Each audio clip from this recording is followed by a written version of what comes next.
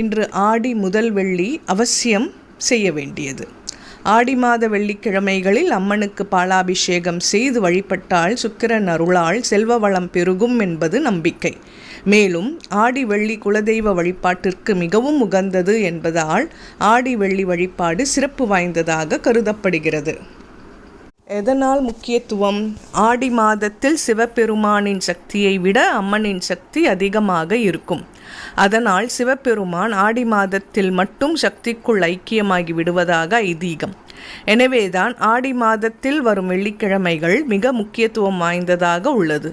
இன்று ஆடி முதல் வெள்ளிக்கிழமை அன்று பெண்கள் மட்டுமல்லாது ஆண்களும் அவசியம் அம்மன் கோயிலுக்கு சென்று விளக்கேற்றி வழிபடுவது குடும்பத்திற்கு நல்லது.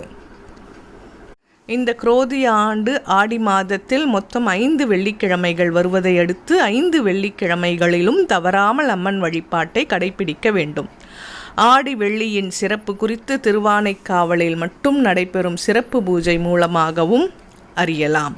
இங்கு அம்மன் மாணவியாக இருக்க சிவபெருமான் குருவாக வந்து உபதேசம் செய்தது ஒரு ஆடி வெள்ளி அன்று என்பதால் ஆடி வெள்ளிக்கிழமைகளில் இன்றும் அம்மனுக்கு ஸ்ரீவித்யா பூஜை நடத்தப்படுகிறது.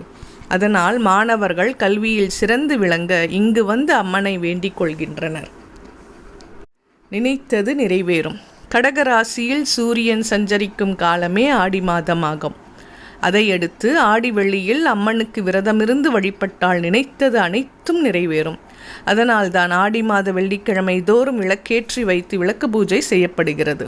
அத்துடன் வீட்டில் லலிதா சஹஸ்ரநாமம் கனகதாரா ஸ்தோத்திரம் பாராயணம் செய்வது மிகவும் நல்லது.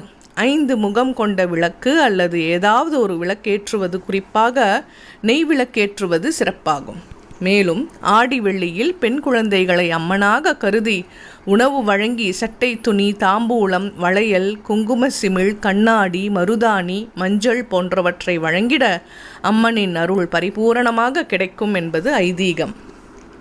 எனவே ஆடியில் வரும் ஒவ்வொரு வெள்ளிக்கிழமையும் கோயிலுக்கு சென்று அம்மனை வழிபட வாழ்வில் அனைத்து வசதி வாய்ப்புகளும் கிடைக்கும்.